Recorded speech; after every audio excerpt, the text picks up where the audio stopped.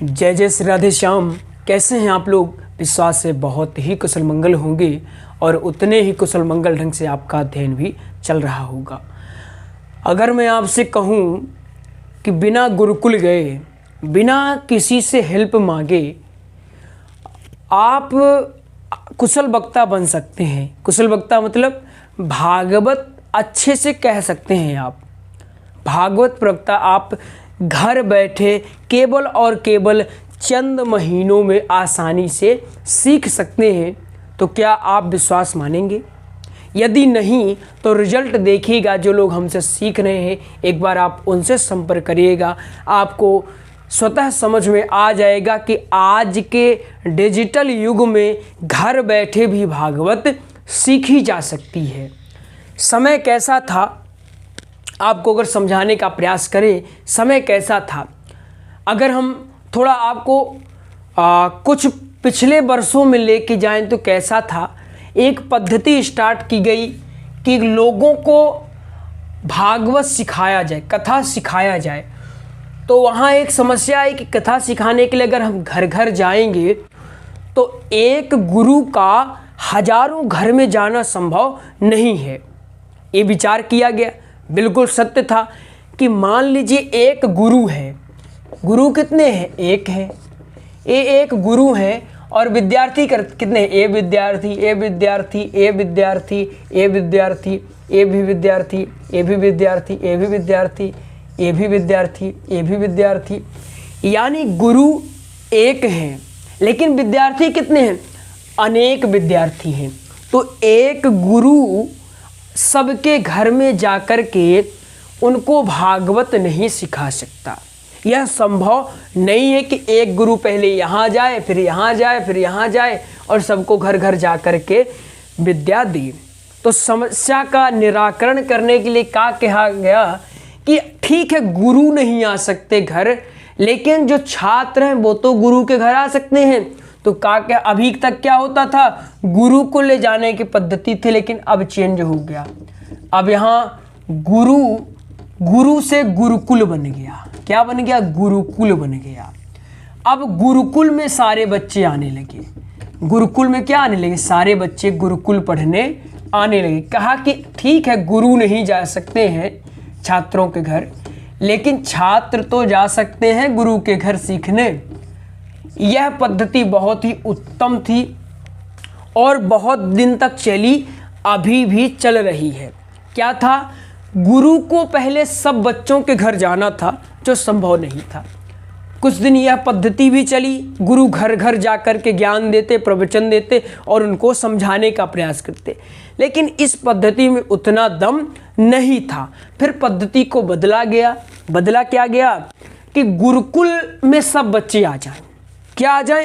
गुरुकुल में सब बच्चे आ जाए। गुरु नहीं जा सकते, लेकिन ये जो बच्चे हैं गुरुकुल आ जाएं और यहाँ आराम से सीखें और सीख करके यत्र तत्र आराम से कहीं जाएं, कथा करें। यह युग थोड़ा प्राचीन था, लेकिन जैसे जैसे हम आगे बढ़ते गए, हमारा जो युग है यह डिजिटल होता गया, आधुनिक होता गया, तकनीकों का विकास निरंतर होता गया। अब शिक्षा भी क्या हो चुकी है? तकनीकी हो चुकी है, डिजिटली हो चुकी है। तो अब क्या व्यवस्था बनाई जा सकती है? अभी यह व्यवस्था उतनी प्रचलित नहीं है, लेकिन आगे चल के संभावना यह है कि बिल्कुल होगी। तो जो प्राचीन में प्रयास किए थे कि जो गुरु है वो सब घर जाए, वही आधुनिक में हो चुका है कि गुरु क्या है? एक गुरु है और वह गुरु सब बच्चों के घर जा रहा है। एक गुरु सब बच्चों के घर जा सकता है, यह बिल्कुल संभव हो चुका है। आप कहेंगे गुरुजी ये थोड़ा गड़बड़ आप बता रहे हो, एक गुरु सबके घर में कैसे जा सकता है? आपने ही बताया कि यह समस्या है, लेकिन कैसे हो सकता है पॉसिबल? यह संभव कैसे हो सकता है कि एक गुरु हजारों लाखों विद्यार्थियों के घर जाए और एक ही चीज उनको बार बार समझाए और समझाने में कोई कसर न हो? आप कहेंगे गुरुजी एक प्रसंग में समझाने में कितना समय लगता है, कितनी मेहनत लगती है, कितना माथापच्ची करना होता है। तो जब एक जगह सारे बच्चे रहते हैं तो एक बार में ही समझा दिया। हर घर जाकर ये थोड़ा आप गलत कह रहे हो। तो अगर मैं यह कहूँ एक गुरु सब घर जा कर के आसानी से पढ़ा सकता है तो आप क्या मानेंगे? बिल्कुल मानेंगे, क्यों नहीं मानेंगे। जो हम यह वीडियो बना रहे हैं ये सिर्फ आप नहीं देखते, एक व्यक्ति नहीं देख रहा, जितने लोगों को ज़रूरत है वो सारे के सारे लोग एक ही तरह से आराम से देख सकते हैं। और सिर्फ एक बार नहीं, गुरुकुल में क्या होता है, गुरुकुल में गुरुजी एक बार पढ़ा दिए उसके बाद आप नहीं पढ़ सकते। लेकिन यहाँ क्या है, आधुनिक युग में क्या है, आप डिजिटली एक ही प्रसंग को, मान लीजिए हमने सती चरित्र बता दिया, सुदामा चरित्र बता दिया, तो आप उसको सिर्फ एक बार नहीं हजारों लाखों बार देख सकते हैं, कोई भी समस्या नहीं होगी। तो हम ये बता रहे हैं आपको कि एक गुरु सब घर जा सकता है। सब घर कैसे जा सकता है? आज के आधुनिक युग के माध्यम से। जैसे हमने आप एक वीडियो बनाई और इसमें YouTube में अपलोड कर दिया, एक वीडियो बनाई YouTube में अपलोड कर दिया। आपके पास जितने भी लोग हैं कि हमें भागवत सीखना है, उनको ज़रूरत है, वो आसानी से घर बैठे भागवत सीख सकते हैं। अब बात ये आती है कि क्या घर बैठकर भागवत सीखी जा सकती है? तो इसका उत्तर है बिल्कुल सीखी जा सकती है। घर बैठकर बहुत लोगों ने सीखा है, तो हम यह नहीं कह सकते कि यह असंभव है। अब आप कहें क्या ऑनलाइन सीखी जा सकती है? बिल्कुल सीखी जा सकती है। लोग ऑनलाइन पता नहीं क्या क्या कर लेते हैं, आप भागवत भी आराम से सीख सकते हैं। होना सिर्फ एक चाहिए ऑनलाइन सीखने के लिए। अगर आप ऑनलाइन भागवत सीखना चाहते हैं, ऑनलाइन सीखने के लिए आपको सिर्फ एक चीज़ चाहिए, वो है नियम। नियम का पालन करना। आप एक नियम बनाएं और उस नियम के हिसाब से आप चलें, तो बिल्कुल आप 100% आप भागवत सीख सकते हैं, कोई भी समस्या नहीं होने वाली, बहुत ही आसानी से। तो आप कहेंगे गुरुजी बिल्कुल आपने बता दिया कि हम घर बैठे भागवत सीख सकते हैं, लेकिन सीखें कैसे, आप ये तो बताइए। देखिए हमने आज लगभग कम से कम 1 वर्ष से ज़्यादा हो गया हमको ऑनलाइन पढ़ाते हुए। हम पहले एक ग्रुप के माध्यम से पढ़ा रहे थे, लेकिन अभी हमने YouTube में पढ़ाना प्रारंभ कर दिया है और रिजल्ट बेहतर आ रहा है, सकारात्मक रिजल्ट आ रहा है। लोग अच्छी कथा कर भी रहे, हमसे सीख करके बहुत लोग कथा, कम से कम अच्छे कथाकार निकल रहे हैं। अभी शुरुआती दौर है उनका, विश्वास है धीरे धीरे बहुत ही आगे जाएंगे। तो बिल्कुल सीखा जा सकता है। तो हमने ऑनलाइन स्टार्ट किया है भागवत का कोर्स, तो आप इस कोर्स को ज्वाइन कर सकते हैं, आप इस कोर्स में एडमिशन ले सकते हैं। आपको क्लास जो है यह निःशुल्क रहती है, इसका कोई शुल्क नहीं रहता। आपको एडमिशन लेना होगा, यानी कि दाखिला लेना होगा। क्या लेना होगा? आपको दाखिला लेना होगा, और दाखिले में होगा क्या, आपको कुछ शुल्क जमा करवाना पड़ता है, और उस शुल्क में आपको ग्रुप नोट्स और गुरुजी का परामर्श मिलता रहता है। कोई भी समस्या होती है तो आपको बताई जाती है। ग्रुप के माध्यम से आप जो भी वीडियो रहती है, क्लास रहती है, उसको बताया जाता है। प्रतिदिन कुछ न कुछ आपको याद करवाया जाता है कि आज आप ये याद करें, आज आप ये याद करें। लगभग 6 महीने का हम टारगेट लेके चल रहे हैं। बाकी आपकी क्षमता पर भी निर्भर करेगा कि आप कितनी आसानी से सीख सकते हो।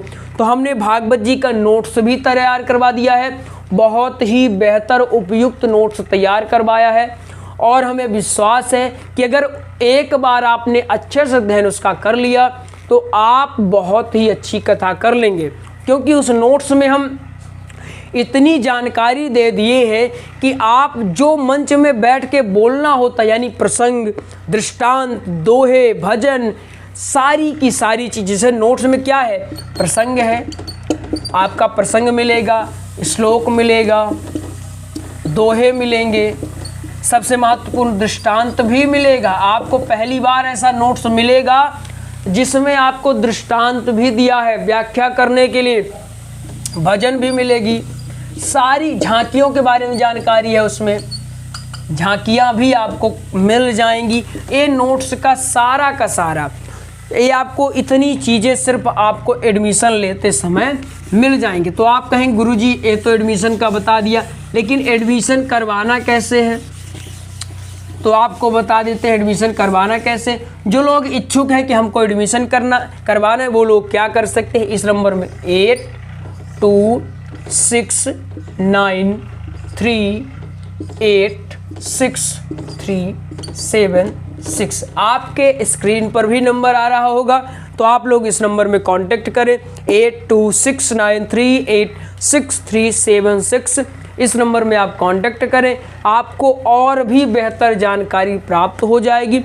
जो और आपको कुछ पूछना होगा तो आप इस नंबर में कॉल करेंगे और भी जानकारी ले लीजिएगा, और अति शीघ्र आप कर सकते हैं और बेहतर से बेहतर अध्ययन कर सकते हैं। लेकिन एक ही है, जब आपको सीखना होगा, वास्तव में इच्छा होगी प्रवक्ता बनने की, तभी एडमिशन लीजिएगा, फालतू में मत लीजिएगा। अपना समय और पैसा बर्बाद करने की आपको कोई आवश्यकता नहीं। पैसा तो आपका बर्बाद नहीं होगा, क्योंकि शुल्क हमारा बहुत ही कम है। जो लोग हमसे जुड़े हुए हैं वो जानते हैं हमारा शुल्क कितना रहता है। हम बहुत ही कम से कम में एकदम करवाने का प्रयास करते हैं, ताकि जो लोग सक्षम नहीं है वो लोग भी ले पाएँ। हमारा यह ऑनलाइन कोर्स केवल एक ही वजह से हम प्रारंभ किए हैं, क्योंकि आज बहुत ही ऐसे लोग हैं जो गुरुकुल में नहीं जा सकते हैं। उनके पास इतनी ना तो क्षमता है, ना पैसा है, ना पहुंच है, ना पहचान है कि वो गुरुकुल में जा कर के एडमिशन ले पाएँ। अब मान लीजिए कोई छत्तीसगढ़ का है, कोई रायपुर का है, कोई मध्य प्रदेश का है। अब इनको वृंदावन जाना है या मध्य प्रदेश के किसी गुरुकुल में जाना है, मथुरा जाना है, काशी जाना है सीखने के लिए, तो इनके पास तो इतना किराया भी नहीं, इतनी जानकारी भी नहीं कि ये एडमिशन ले पाएँ। बाल्यावस्था रहती है और इनके घर में कोई ऐसे रहते नहीं कि जो इनको एक कह सके कि चलो मैं तुम्हें काशी लेके चलता हूँ, बनारस लेके चलता हूँ, हरिद्वार लेके चलता हूँ, वहाँ तुम्हारा एडमिशन करवा देता हूँ, तुम अच्छे सीखो। तो जो सीखने की वास्तविक एज होती है 18-19 साल, तब तक तो इनके गार्जियन इतने सक्षम नहीं होते करवा पाए। इसके बाद यह गलत लाइन में चले जाते हैं, कोई नशा करने लगे, कोई चोरी करने लगे, कोई मारपीट करने लगे। इसलिए मेन हमारा यही उद्देश्य है कि जो लोग सक्षम नहीं है गुरुकुल में पढ़ने के लिए, उनके पास समय नहीं है, पैसा नहीं है, पहचान नहीं है, उनके लिए संजीव मिश्रा एक बहुत ही बड़ी उपलब्धि के रूप में काम करेंगे। आपके लिए है हमारा चैनल पूज्य संजीव मिश्रा। विश्वास माने वरदान साबित होगा। जब आप लोग एक बार सीखोगे, पढ़ोगे, तब आपको पता चलेगा कि हाँ, संजीव भैया ने जो कहा था बिल्कुल सही कहा था, कहीं कोई गलत नहीं था। जो लोग सक्षम नहीं है, जो सक्षम है तो हम उनसे कुछ नहीं कह रहे, वो उनकी इच्छा है, हमसे सीखना चाहे सीख सकते हैं। गुरुकुल भी उनके पास उपलब्ध है, गुरुकुल में सीख लें। लेकिन आज भी ऐसे बहुत लोग हैं जो एक पैंट खरीदने के लिए 100 बार सोचते हैं कि अगर हमने पैंट बच्चे को दिलवा दी तो अगले महीने का राशन कहाँ से आएगा। ऐसे बहुत हैं, हम खुद देखे हैं ऐसे लोग। हम तो घूमते रहते हैं, भ्रमण हमारा चलता रहता है। हमने बहुत लोगों को देखा है कि एक पैंट लेते हैं तो 100 बार सोचते हैं कि राशन कहाँ से आएगा, तो उनके लिए लंबी लंबी फीस कहाँ से दे पाएंगे। इसलिए हमने यह प्रारंभ किया है, और हमेशा जब तक हमारी सांसें हैं तब तक हम अपने वैदिक संस्कृति को बढ़ाते रहेंगे। और अगर आप में इतना भी जुनून है प्रवक्ता बनने का, तो आप लोग विश्वास माने आपके संजीव मिश्रा आपको मंच पर बैठा कर ही छोड़ेंगे।